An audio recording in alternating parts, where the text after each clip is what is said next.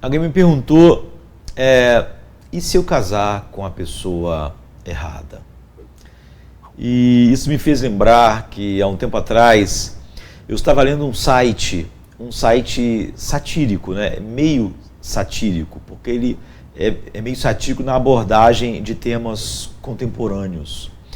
E muitas das vezes um certo deboche e uma sátira faz as pessoas verem como a posição que elas abraçam são sem sentido, não é? E até meio ridículas. Então esse site satírico ele tem uma abordagem desses temas contemporâneos com um certo humor e deboche. E num determinado tema eles acabaram fazendo um bom ponto, não é? Que é sobre essa pergunta: e se eu casar com a pessoa errada? Então é um ponto que expõe totalmente um argumento completamente falacioso, não é? E ridículo da nossa cultura. E a argumentação do site, não é? De maneira debochada, seguia mais ou menos assim. Eu vou expor a ideia geral, não é? Já que eu tenho fragmentos do que eu li na minha mente. E ele diz, o site dizia satiricamente assim: olha, não se case antes de morar junto com a pessoa. Não faça isso. Você não tem como saber com que tipo de pessoa realmente você vai viver. E você precisa, por causa disso, descobrir isso antes do casamento, né?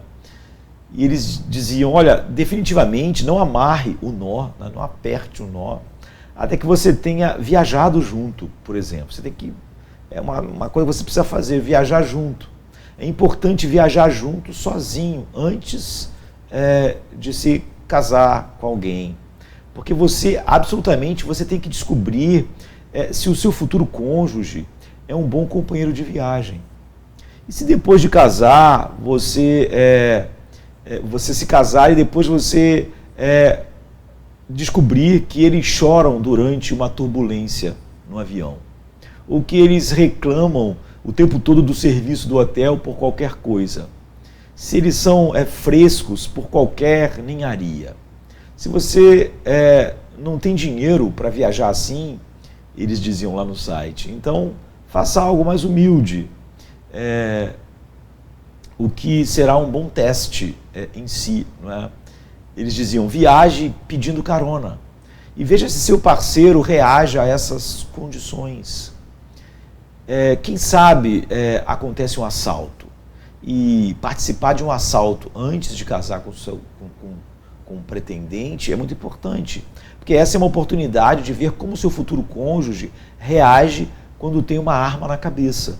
Ele é controlado? Ele se desespera? Ele põe tudo a perder? Ele de repente age impetuosamente? Como é que você vai casar sem saber isso? Não é?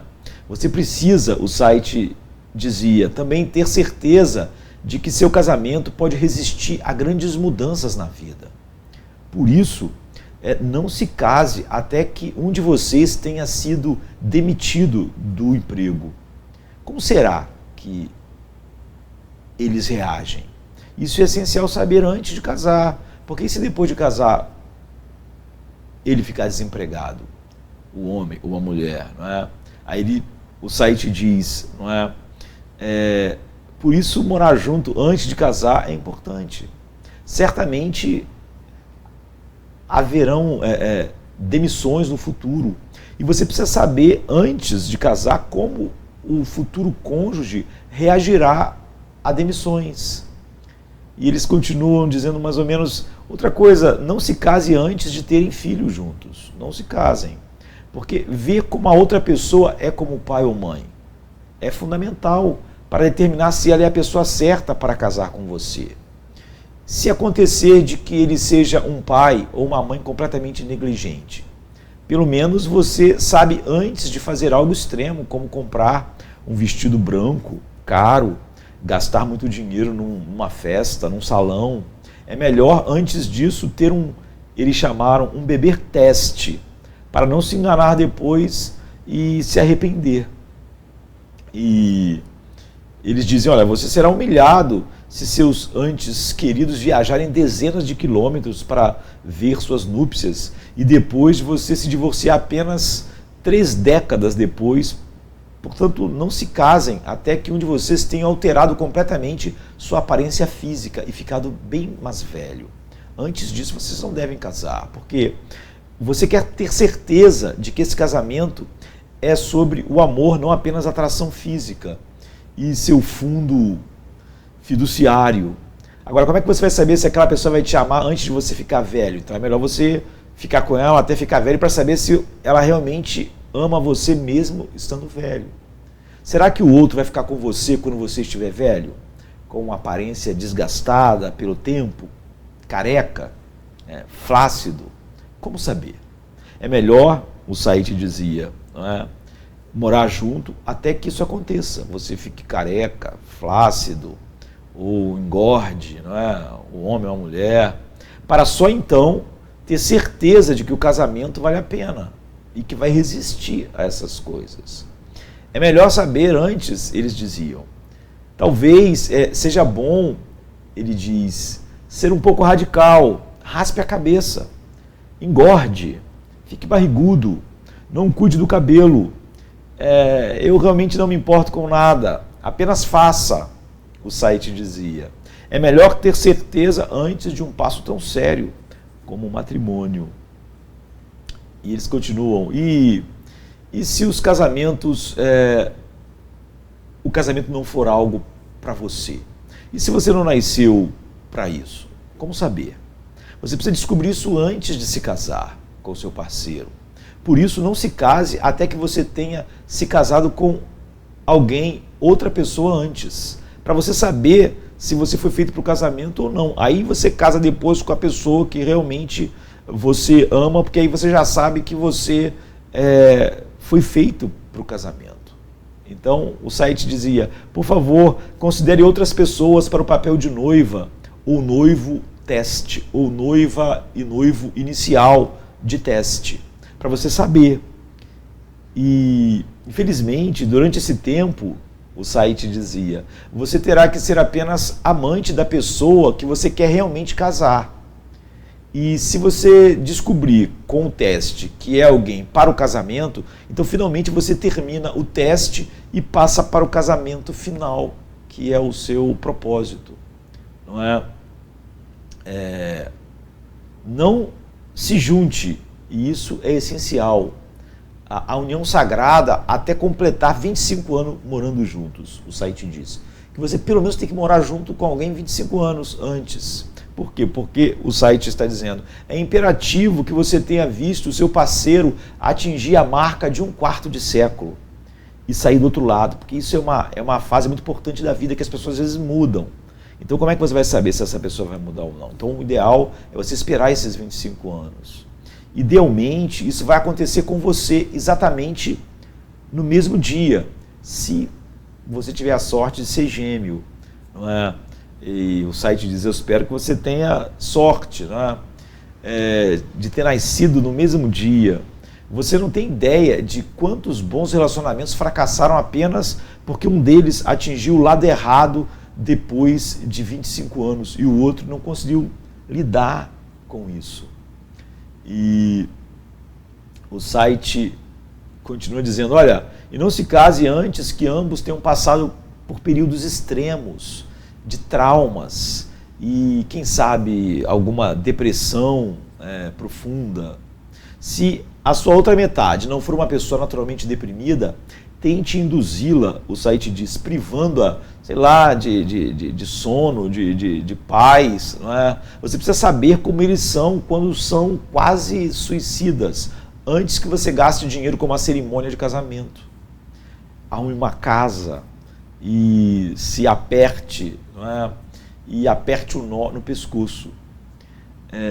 Você sabe se está apaixonado, entre aspas, ou o outro está o suficiente para ir visitá-lo, por exemplo, enquanto você está cumprindo uma sentença de prisão? E você deve então descobrir isso antes de jogar toda a sua vida no casamento. Se seu cônjuge realmente seria alguém que durante alguns anos te visitaria na prisão se fosse necessário. Então, o site diz, ao invés de ir rápido, antes de casar, cometa um crime. Então, espere e descubra se o seu parceiro ou parceira vai te ver na prisão, te visitar todo fim de semana. Se assim for, então você pode andar pelo corredor e se casar seguro, porque você já sabe que se essas coisas acontecerem, tudo ficará bem. E eles acrescentam, e mais um passo importante, não se case antes de ver a outra pessoa morrer. Porque, honestamente, esse é o evento realmente traumático em um casamento, a morte. E você quer ter certeza de que pode lidar com isso antes de se comprometer e passar toda a sua vida junto com aquela pessoa. Talvez você não consiga lidar com a perda do cônjuge, não é? Lidar com isso. E é melhor descobrir isso antes de casar. Então, bravamente, se voluntarie como aquele que assiste o seu parceiro passar dessa para melhor, o site dizia. Este é geralmente o passo em que os casais percebem que não vai funcionar, que não poderão lidar. Por isso, certifique-se de não ignorar esse passo. E eu poderia continuar dando dicas de como é melhor morar junto até que todos esses passos sejam alcançados. O site diz, para só então ter certeza de que casar é a coisa certa e que aquela pessoa é a coisa certa. Se precipitar é muito perigoso e casamento é uma coisa muito importante para sermos imprudentes. É muito importante mesmo não se casar antes de ver a outra pessoa morrer. Se você souber lidar com isso, aí você sabe, você está pronto para o casamento. Não é? Pois bem, essa era a ideia geral do artigo. Muitas vezes só debochando para expor toda a falácia ridícula da nossa cultura e que cada vez mais muitas pessoas que se dizem cristãos compram. Não é? Você ficará com a Bíblia ou com a sabedoria cultural? É isso.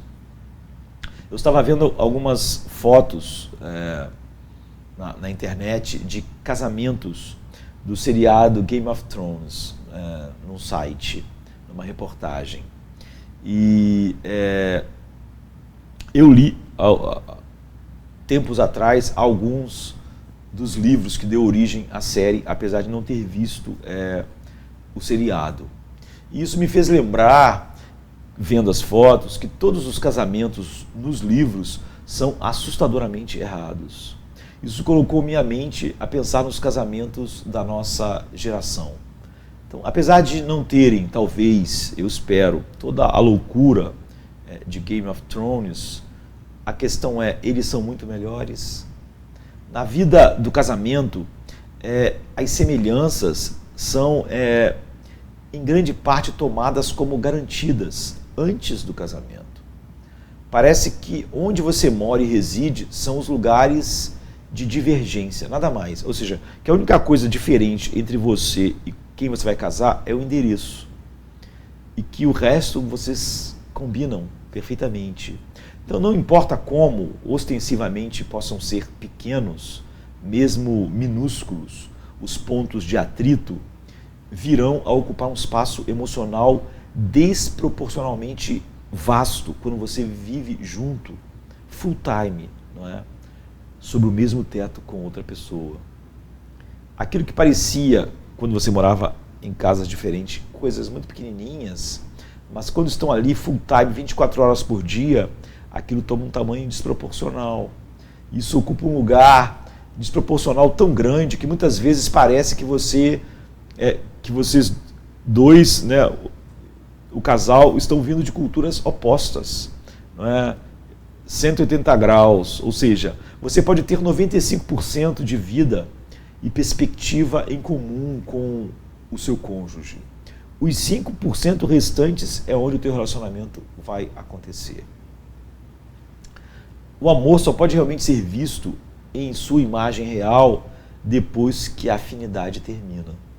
Em outras palavras, você não vai se sentir tão bem combinado, não é?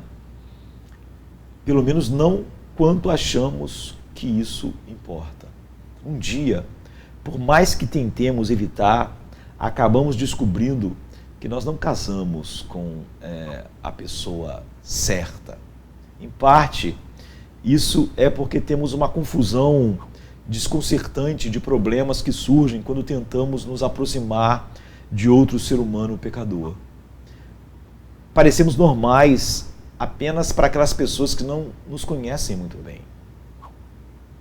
Em uma sociedade mais sábia, mais autoconsciente do que a nossa, uma pergunta padrão em qualquer antecipação seria: como essa pessoa é quando é totalmente ela? Como ela é de perto realmente? Não é? Ninguém é perfeito é uma frase que nós gostamos de repetir. O problema é que antes do casamento, raramente nós mergulhamos em nossas complexidades. Sempre que o relacionamento, antes do casamento, durante o namoro, noivado, ameaça revelar nossas falhas, nós culpamos nossos parceiros e chamamos isso de dia ruim. E quanto aos nossos amigos, eles não se importam o suficiente para fazer o trabalho duro de iluminar-nos com a realidade mais escura sobre nós, nosso temperamento. E um dos privilégios de estar por conta própria, ou solteiro, ou sozinho, é, portanto, a impressão sincera de que nós somos realmente muito fáceis de conviver. Somos pessoas excelentes de conviver. Namorados, noivos, não são mais autoconscientes do que nós. Então, naturalmente, nós fazemos nosso esforço em tentar compreendê-los. Nós visitamos suas famílias, nós olhamos para suas fotos, conhecemos seus amigos. Tudo isso contribui para a sensação de que nós já fizemos o nosso dever de casa, mas nós não fizemos.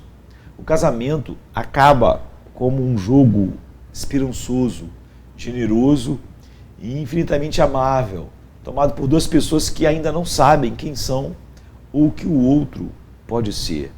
E vincula-se a um futuro que não podem conceber e evitaram cuidadosamente conceber e investigar, evitando todas as descrições bíblicas, tanto do ser humano caído quanto do casamento.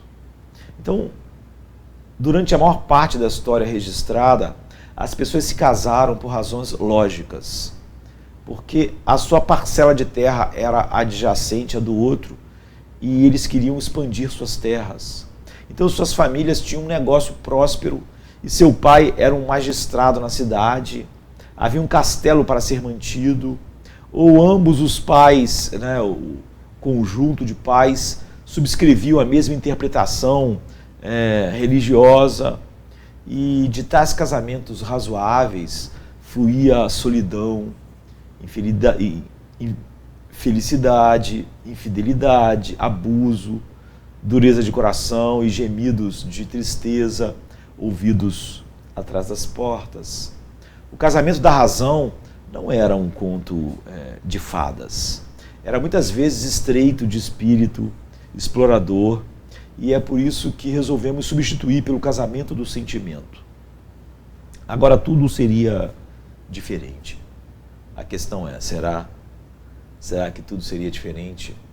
O que importa no casamento do sentimento é que duas pessoas se sintam atraídas umas pelas outras por um instinto esmagador, e por isso elas sabem, entre aspas, em seus corações que elas estão certas, que aquela escolha é certa. Elas sentem isso.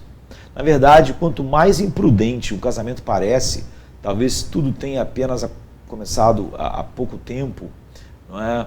Um deles não tem emprego direito ainda, ou quem tem emprego certamente não pode sustentar uma família, ou ambos são apenas recém-saídos da adolescência. Parece que quanto mais dificuldades há, mais seguro o casamento do sentimento acaba por se sentir. É o amor contra mundo, né? Contra todas as coisas.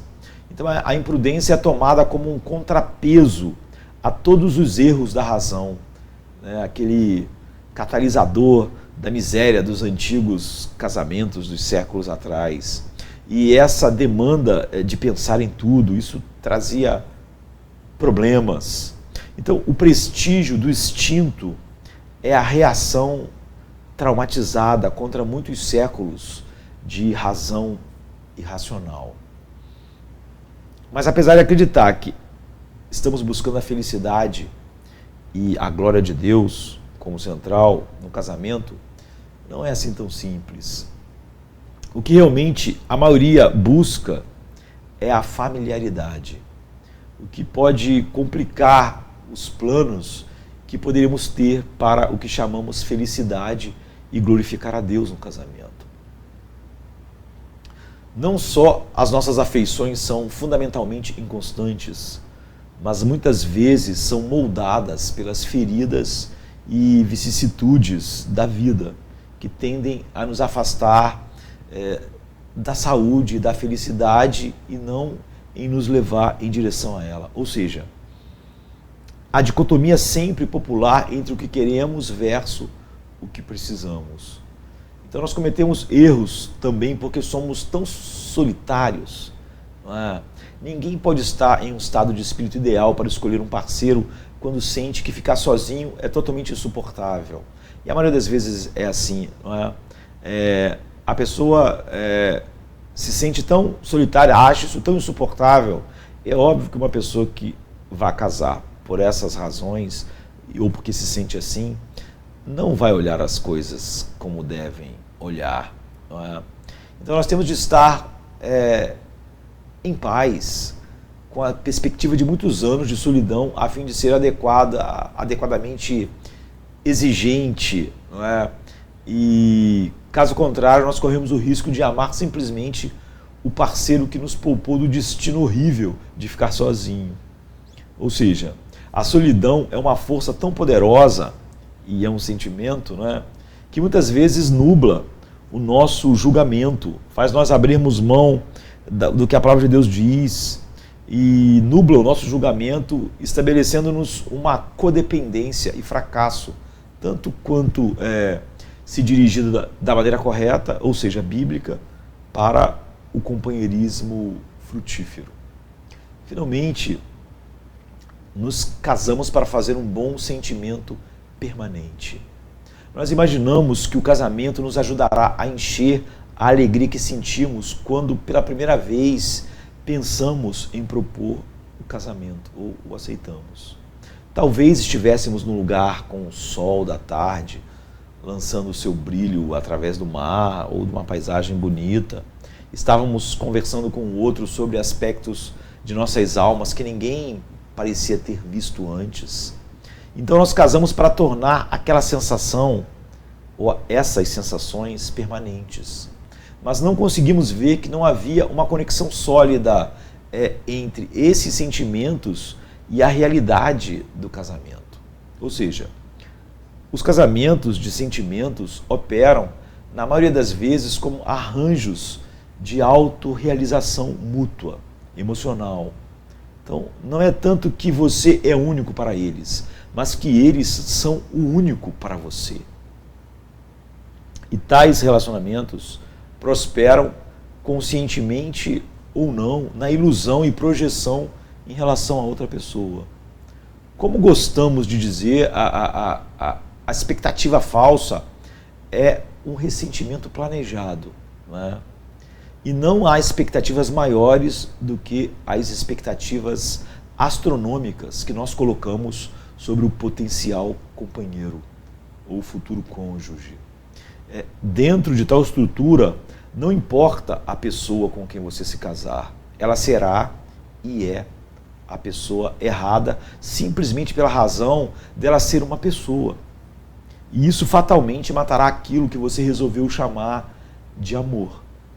Então, na verdade, o casamento tende decisivamente a nos mover para outro plano muito diferente e mais administrativo, que talvez se desdobre numa casa comum, com um longo trajeto para o trabalho e crianças enlouquecedoras que acabam por, entre aspas, matar, né, a paixão de onde elas emergiram.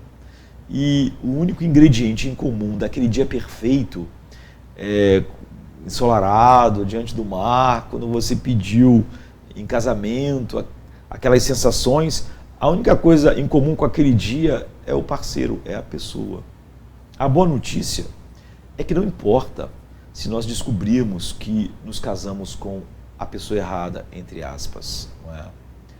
Não devemos abandoná-la, não devemos pensar que o casamento é diferente do que ele é, uma aliança.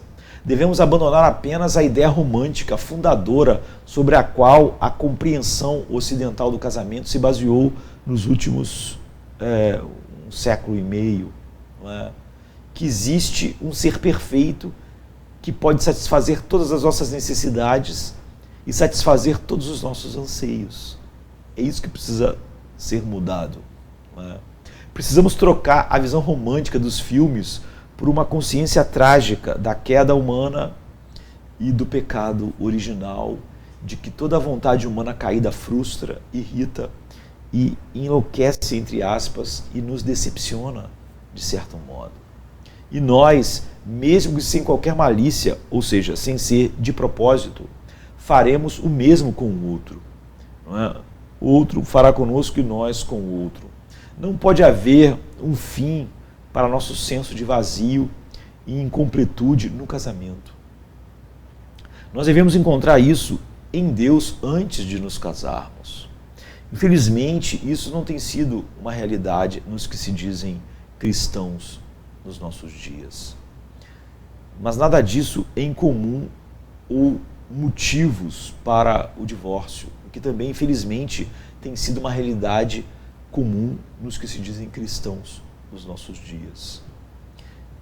Escolher quem se comprometer é meramente um caso de identificação de qual variedade particular de coisas gostaríamos mais de sacrificar. Eu diria que isso é apenas o passo inicial básico. Então, essa filosofia e verdadeira visão bíblica do pecado original oferece uma solução para muita angústia e agitação em torno do casamento. Pode parecer estranho, mas a visão da realidade do pecado original alivia a excessiva pressão imaginativa, que nossa cultura romântica coloca sobre o casamento. O fracasso de um parceiro em particular para nos salvar da nossa tristeza e melancolia não é um argumento contra essa pessoa e nenhum sinal de que uma união merece falhar ou ser atualizada. Como eu disse, quem nos salva de nossa tristeza e melancolia não pode ser um homem ou uma mulher ou o casamento. Isso é um trabalho a nível de Deus somente. Nenhum ser humano suporta o peso de ser nosso Salvador ou Redentor, ou suporta o peso de ser a razão da nossa vida. A pessoa que melhor se adapta a nós não é a pessoa que compartilha todos os nossos gostos. Ele ou ela não existem. Essa pessoa que compartilha todos os nossos gostos não existe. Mas a pessoa que pode negociar as diferenças de gosto de forma inteligente. Eu diria que o parceiro certo é a pessoa que é boa em desacordo. Ao invés de alguma ideia nocional de complementaridade perfeita, é a capacidade de tolerar as diferenças com a generosidade que é o verdadeiro marcador da pessoa não excessivamente errada, já que todo ser humano é errado, já que não existe a pessoa certa num mundo caído e debaixo do pecado original. A compatibilidade é uma conquista do amor, não deve ser uma pré-condição. O otimismo, entre aspas, e não a visão verdadeira da queda humana e do pecado original não estimula a esperança, isso mata a esperança. O amor deve ter algo além da realização emocional em seu interior para que ele permaneça. Você pode dizer, então, que juntamente com nossa cultura não abraçamos uma compreensão sóbria da natureza / capacidade humana, como a Bíblia descreve tão bem e tão claramente para nos proteger e nos exonerar-nos, não é, quando as coisas forem mal. Então insistimos em colocar o amor romântico, entre aspas, como a única força no universo que tem realmente o poder de levantar o espírito humano do seu aleijado interior. Mas o amor romântico, entre aspas, não pode olhar para nosso interior aleijado e dizer, levanta e anda. Só uma pessoa pode fazer isso. E é bom que seja antes do casamento, não é? Como seguimos a cultura em seu humanismo, que odeia a realidade da queda, depravação total, pecado original, nós acarretamos, junto com a cultura, um conjunto de expectativas infladas em termos e espécie. Essas expectativas não são meramente irrealistas, são, na verdade, arrogantes. Nós poderíamos dizer, sem medo de errar, né? Essas expectativas, elas são uma rebelião contra a verdade que não gostamos, a verdade sobre nós mesmos, que a Bíblia deixa tão clara para nós. Então, infelizmente, como nossa cultura, muitos cristãos não podem ir além do horizontal. Como seria diferente se pudessem, não é? Poderiam encontrar no vertical um terceiro modelo para o casamento. Não um de conveniência ou gratificação mútua, mas de desinvestimento e sacrifício, não é?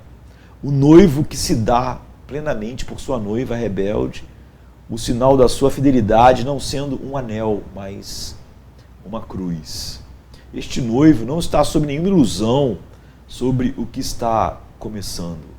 Ele não está esperando que você e eu sejamos responsáveis por construir o relacionamento ou sentimentos para alavancar a devoção dele por nós. Na verdade, ele está pronto para absolver-nos deles. Ele sabe que as pessoas erradas, entre aspas, são tudo o que nós somos. Que nenhum de nós é muito bom em amar ou ser amado. Nada bons.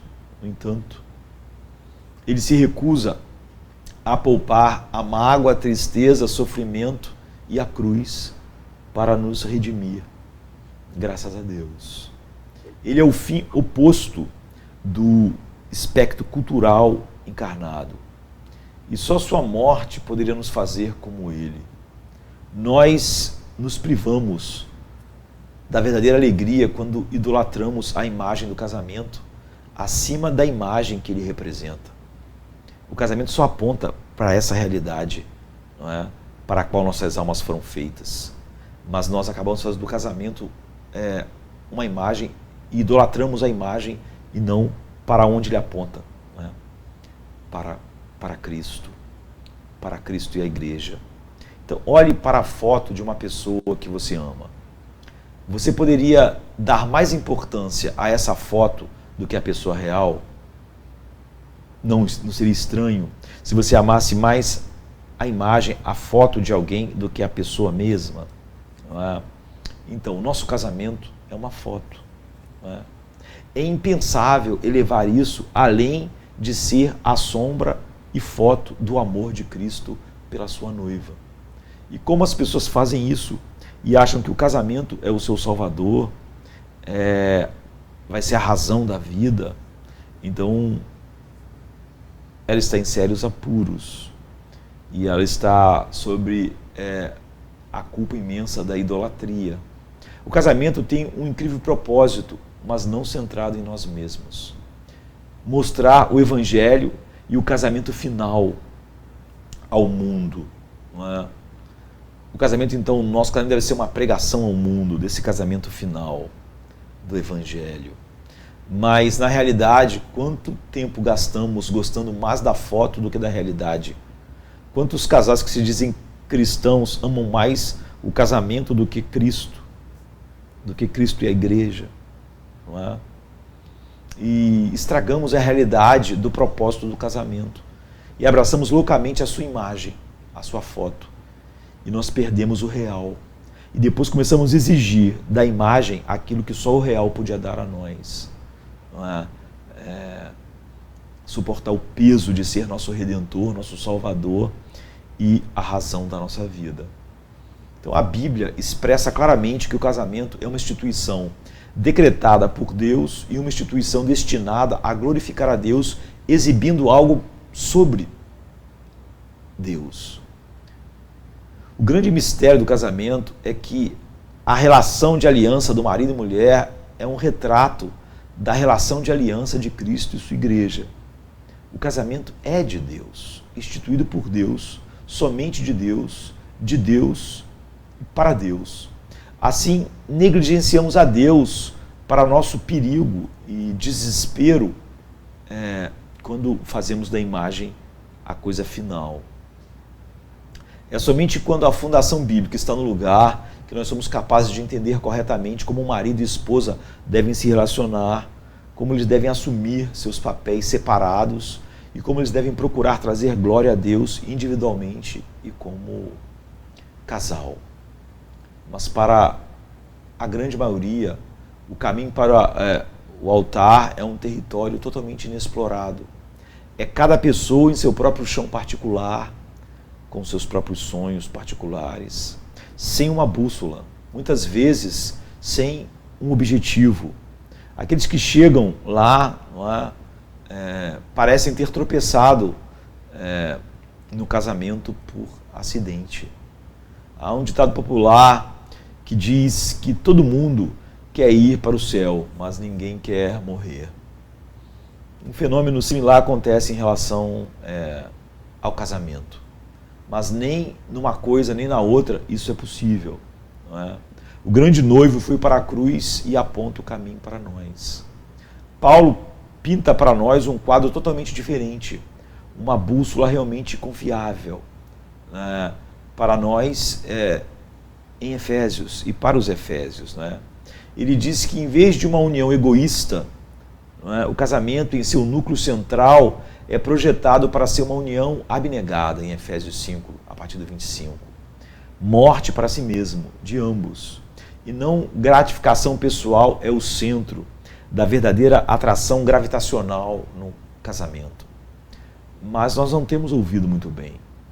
Talvez porque temos ouvido muito a definição ocidental dos últimos 200 anos e estamos muito capturados pelas ideias simplórias de Hollywood, não é? E como eu estava mencionando no início, como aquele site satirizou bem, não é, essas ideias.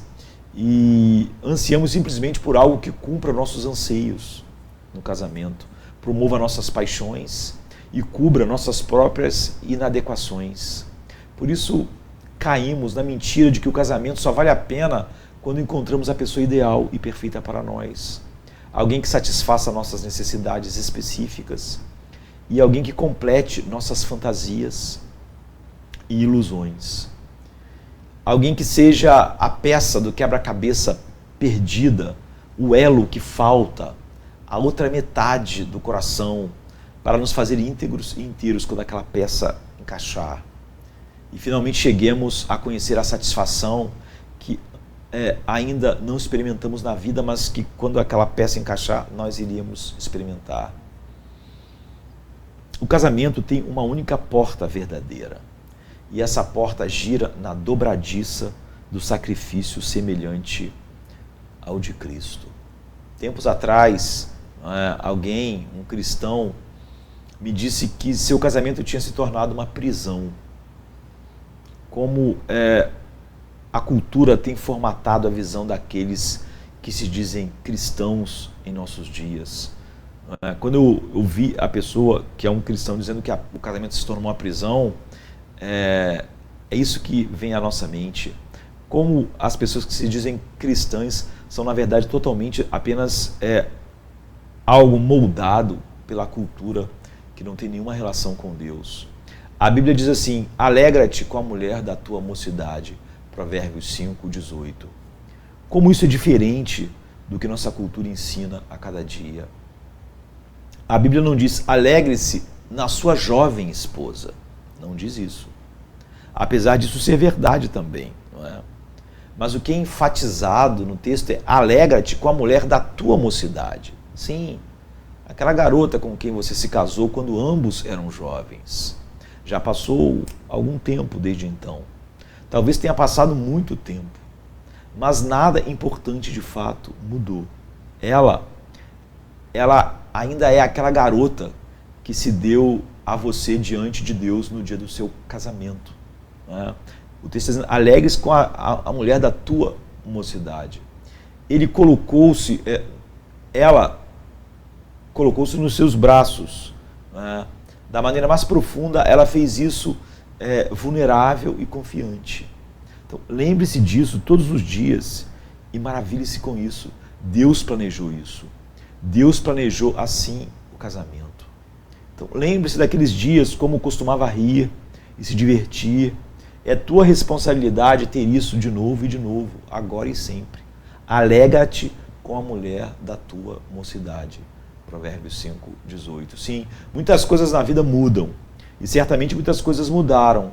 Vocês viram juntos uma quantidade de problemas e tristezas que jamais sonharam que veriam e sentiriam. Não é? Tiveram filhos, talvez perderam filhos, passaram por tantos problemas juntos. Mas você ainda tem aquela garota e ela conta mais do que todos os problemas do mundo e tristezas que possam ser vividas. A ordem é: alegra-te com a mulher da tua mocidade. Agora faz muitos anos, não é isso? Mas é isso que o texto está dizendo para nós. Olhe para ela, anos e anos passaram, mas apesar da vida, muito não mudou. Pense sobre a fidelidade a você ao longo dos anos, apesar, você tem que reconhecer das tuas grandes falhas, fraquezas e defeitos. E tudo isso foi graça de Deus. Tua vida com ela é a expressão da misericórdia de Deus sobre você de muitas variadas maneiras. Então deixe o teu coração derreter de novo e se glorie em Deus pelo plano eterno que é manifesto em teu casamento. Teu casamento não é uma prisão. Teu casamento, apesar do que afirma toda uma cultura à tua volta, que é voltada para o ego, não é uma sentença de morte. O casamento só é uma sentença de morte para o teu egoísmo. Não é? Teu casamento é uma fonte de alegria que flui da bondade e misericórdia de Deus. Então, que maravilha o plano de Deus no casamento, que cada dia mais visa a libertação do inferno do ego para o caminho da alegria que começa agora em nossa vida e depois continua indefinidamente naquilo que o casamento representa, a união de Cristo com sua igreja. Aqui, essa alegria deve ser mais profunda e maior à medida que envelhecemos juntos e compartilhamos essa graça enquanto vivemos. Essa graça, como Paulo diz, na qual estamos firmes, enquanto vivemos como esposa e esposo. Não é? A ordem não é só seguir adiante. Você vê, não é fique junto, é se alegre. A ordem é se alegrar. Alegra-te com a mulher da tua mocidade. Não é? É o que Provérbios diz. Nossos casamentos, por fim, existem para isso. Ser vislumbres, espelhos da linda relação de Cristo e sua noiva.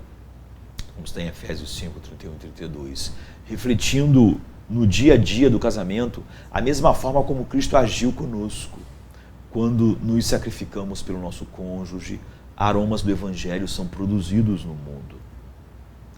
O casamento não foi criado para que nosso cônjuge satisfizesse todos os nossos desejos e necessidades de completude e nos desse razão para viver. Esse é o trabalho de Jesus.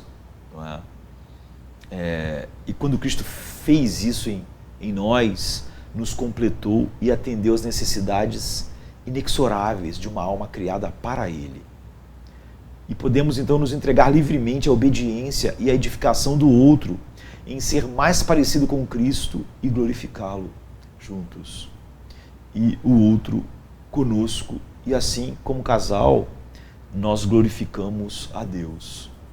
Sem isso, lá no fundo, os casamentos da nossa geração, incluindo, infelizmente, os cristãos, não serão muito diferentes dos de Game of Thrones, não é? Porque estarão sobre as mesmas bases.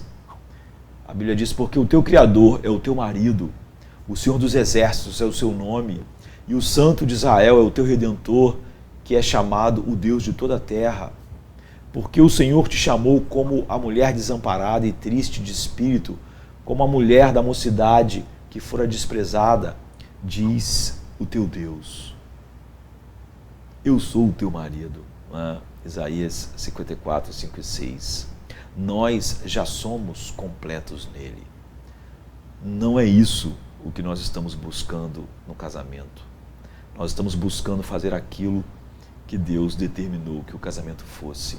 E nisso, e completos nele, nós seremos uma bênção na vida um do outro, não é? E vamos crescer juntos, até que um dia estaremos vivendo a realidade daquilo para o qual o nosso casamento apontou. Então, nós devemos nos libertar totalmente das ideias e ideais culturais do casamento hoje e abraçarmos